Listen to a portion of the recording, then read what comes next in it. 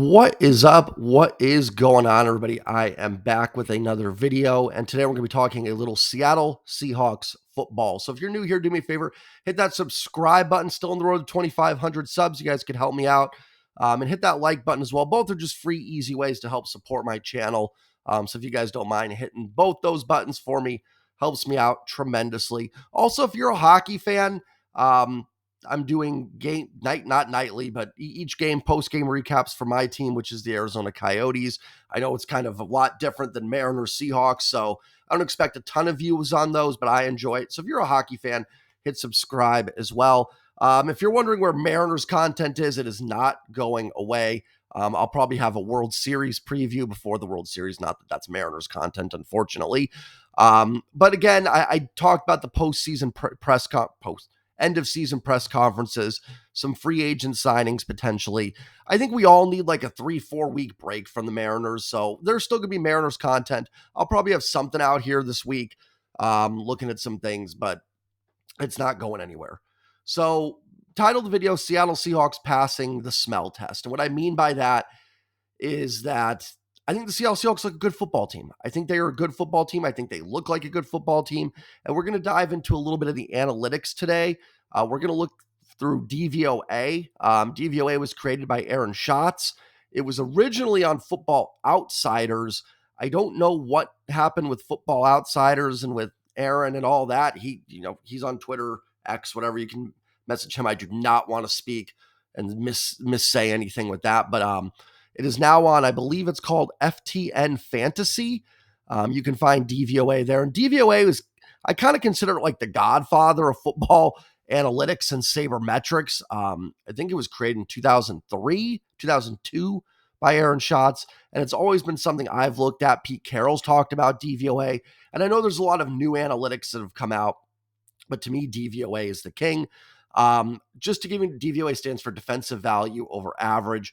So it's very, how do I put it? It's analytically driven. So essentially, think of like as much as you can think of football sabermetrics. This is as close as you're probably going to get. Now, football is always tougher to do analytically, in my opinion.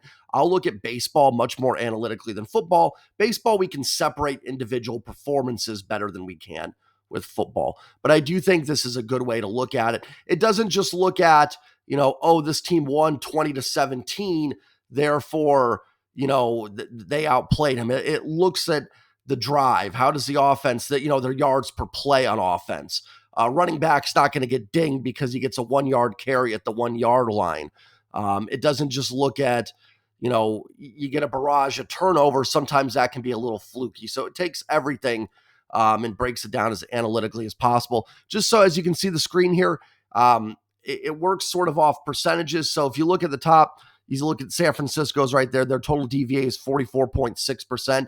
0 is average. So 0.0 would be like your league average football team. So you've got Tampa Bay is at 15 there at 0.0 negative 0.1. That's about as close to average as you can get. So essentially what that is saying is Tampa Bay, if you were 0.0, you'd be the most league average team there is. So the Buccaneers are the closest, and that would make sense with the eye test.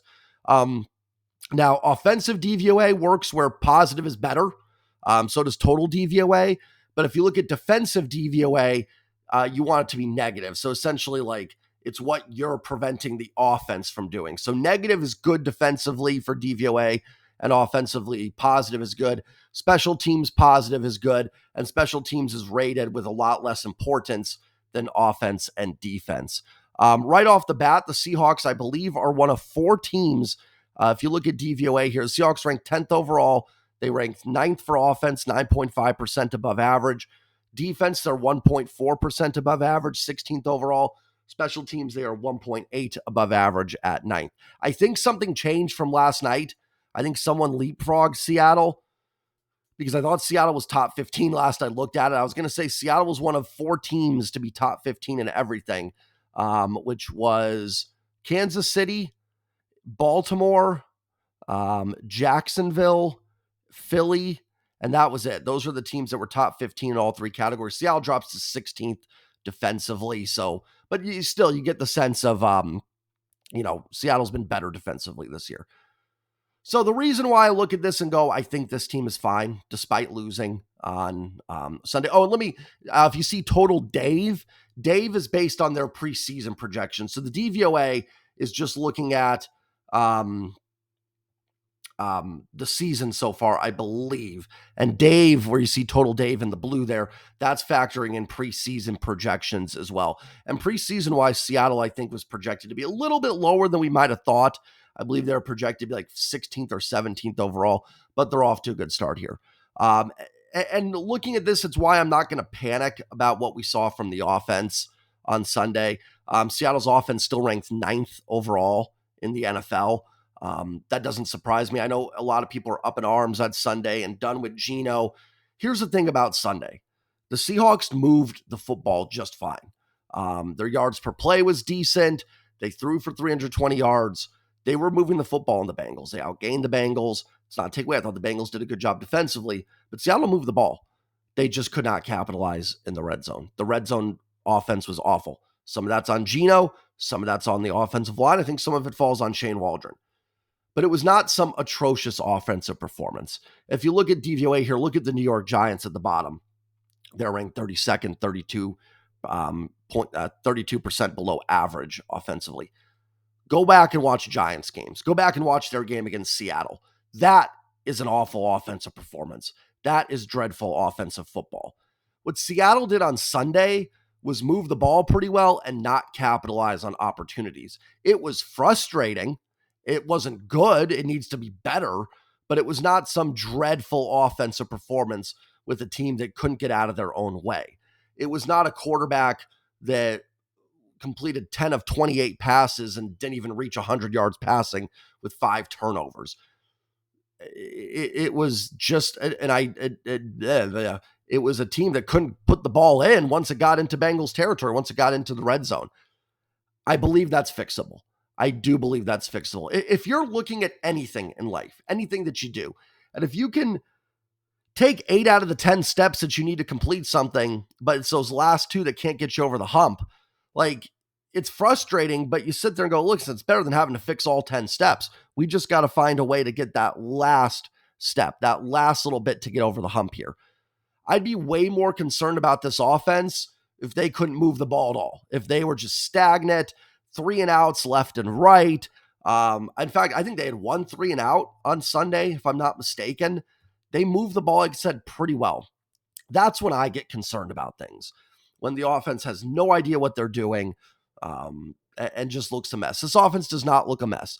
Now, the offensive line, I thought, was a mess on Sunday. And I think some of the injuries are finally catching up to this team a little bit. I thought Curhan played his worst game. And it sounds like I think he sprained his ankle as well. That's not going to help, especially when you're not very athletic to begin with, like Jake Curhan. They need Damian Lewis back. I thought Phil Haynes struggled a bit, again, playing a little banged up at left guard. And one thing that's been talked about a lot, and I'll just echo it, I think they overestimated what the return of Charles Cross would do for the pass protection. I thought Cross held up fine going against a good pass rusher and Trey Hendricks. I thought Cross was fine. But I think they didn't put didn't do as much chipping with the tight ends as they've done in the past. And I think they were thinking that the protection would hold up and getting Cross back would be a huge boost. And it is, but it wasn't enough. I think they still needed to use those tight ends a bit in the pass protection. So in some ways, getting Cross back, I think, was a bit of a blessing and a curse. We'll see what they do on Sunday. If they go with Curhan, if they go with Jason Peters, maybe finally elevate him to play right tackle. And they need Damian Lewis back. And then Phil Haynes can play his better position of right guard. Lewis goes back at left guard. Again, if you don't think Damian Lewis is an impact player, I'm encouraging you, go watch his tape against the Jets last year and Quentin Williams. Damian Lewis dominated, maybe not dominated, but he beat Quentin Williams in that matchup. So Damian Lewis is a really, really good player. And Geno does need to be better. That pick he threw, the first one that was intended for JSN, was a telegraph pass. It was terrible. Even with the pressure, I do think Geno's got to get the ball out. The last play of the game, the 4th down, listen, it was the offensive line that broke down. I just throw the ball, man, like get it out and hope maybe someone tips it up for a catch. With all that said, though, I am not worried about this offense going forward. There are too many elite skill position players with Lockett, DK. I think JSN is going to be good. I love the tight end group. I think the running backs are good. I'm not worried about this offense. I'm really not. And I'm not even so much worried about the red zone. I think the red zone, any coach will tell you it's a tough place to call plays. You don't have a lot of room to work with. I think they'll dial something up, and I think they'll perform better in the red zone as well. And Lou Anarumo, the Bengals D coordinator, if that guy was 20 years younger, he would be a head coaching candidate in the league. But because he's almost 60, name doesn't get brought up a lot. Really good defensive coordinator. The Seahawks are going to be taking on a very poor defense, ranked 31st in the league in the Arizona Cardinals next Sunday. If they struggle again, I'll be a little bit more critical. I'm willing to write this off as a bit of a one-off. Seattle's defense, ranking 1.4% above average defensively. I'm not going to talk much about the special teams. Dixon's been great. Myers a little streaky, but the coverage units have been fantastic. And I think DJ Dallas has done a nice job as a returner this year, especially in punt returns. The defense. This to me is why that loss to the Bengals just did not bother me that much. That the defense is finally starting to take legitimate steps forward. Truth, I think they've been better than the 16th ranked defense the last 2 weeks. Obviously, this is the entire season. And they played poor against the Rams and the Lions, though I will say if we look at the Rams and Lions, the Rams ranked 5th offensively by DVOA, and the Lions ranked 4th. So the Rams are moving the football. Stafford looks healthy. Nakua has been a gem. They get Cooper Kupp back, and their line has actually held up pretty well overall, in my opinion. So the Rams don't look like that bad of a football team. And I do think losing that game by 17 was a little misleading. I think Seattle just kind of got bombarded in the fourth quarter a little bit there. And Detroit's offense has been fantastic this year. Other than that, I think Seattle's defense has held up fine. I know Dalton threw for a lot of yards, and Carolina's ranked 31st in offense, and that's going to look bad. Couple things. I think that ranking is being brought down by Bryce Young. I actually do think right now, I'm not saying that Young won't be successful, but I do think short-term, Andy Dalton is a better quarterback than Bryce Young, and Dalton threw like 60 passes that game. Any quarterback that throws the ball 60 times is probably going to get 300 yards passing. I thought they got a lot of pressures on Dalton. I don't know if they got a pick in that game, but they got some sacks, and they had, I think, the same amount of pressures they had versus the Giants. The defense dominated the Giants game. I know the Giants offense is terrible, but that's still their worst performance year to date was against Seattle. And then obviously they held their own and did a great job against the Bengals. Again, got some decent pressures, got some pressure to Burrow, got 3 sacks, got a turnover. To me, one of the most impressive jobs this defense did this last Sunday against the Bengals was after that second Geno Smith interception where DK ran the wrong route or stopped his route. It was still a bad throw. And the Bengals got the pick, and Britt returned it to the 34. The Bengals didn't get one more yard on that drive. They went 3 passes, incomplete, and they kicked the field goal. That, to me, was impressive. When was the last time the Seahawks defense did that? When was the last time we saw this offense give up a turnover and the defense not only not allow a first down, but hold them to 0 yards? They almost forced a long field goal attempt that could have been missed easily from that distance. So the defense has been very impressive. And not only that, they're starting to pass the statistical test, right? There's the eye test and there's an analytics test. I've recorded this video a couple times. I don't know if I said it earlier. Football is a lot tougher to dive into analytics than baseball. Baseball, it's easy to judge individual performances a little bit more. Football, there are so many moving parts. And even, a lineman cannot mess up, but we don't know if he missed an assignment. He might have been called to pull, didn't pull, might have made a good block, but it might have messed up the play. So there's a lot of intricacies in football that we don't know. But so you got to have, you can't just have analytics in football. You got to have the eye test as well. But in my opinion, the Seahawks are passing both those tests. Defense is coming up, and they look the part. That secondary, and it shouldn't be too shocking. The secondary is loaded with talent. I mean, you've got Devin Witherspoon, who, looks phenomenal, and it played another phenomenal game on Sunday. You've got Tariq Woolen, who was a Rookie of the Year candidate last year. You've got Trey Brown, who looked really good his rookie year in 2021 for the Hawks before the injury. You've got Jamal Adams, and I know it's fun, blitz boy and all that. Jamal Adams is a ridiculously talented football player, guys. He is. He just has not been able to stay healthy. I get it. If you could go back and take that trade back, Would you if you're the Seahawks? Yes, I think every Seahawks fan would. But it's been 3 years now. I'm over it. A healthy Jamal Adams is a good football player, and he's not nearly as bad in coverage as people make him out to be. Um, Julian Love has played much better the last 3 weeks, and Quandre Diggs has as well. So it's no shock that this secondary should be talented and borderline elite if they're not there already. I do think they need one more kind of alpha pass rusher to take this team from maybe the 10 to 16 ranking on defense to top 5. But they've got their D line reminds me a lot of the 2005 Seahawks. There's not one superstar, but there's a lot of guys creating pressure. Jaron Reed, to my surprise, has been a huge impact. Draymond Jones, after a tough first couple weeks, I think has looked a lot better. Mario Edwards has been an underrated signing. Boye Mafe has taken a huge step forward in year 2.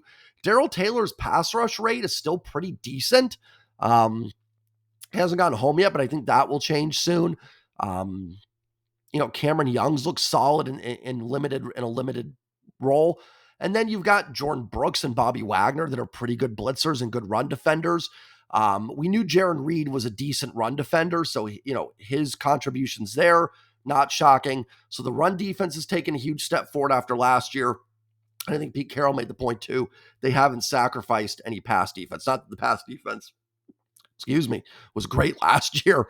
But it's taken a step forward, and the run defense has been much improved. I think thanks to Jaron Reed, Bobby Wagner, a healthy Jordan Brooks, and Jamal Adams is helping there big time. So listen, analytically, the offense is fine. They're top 10.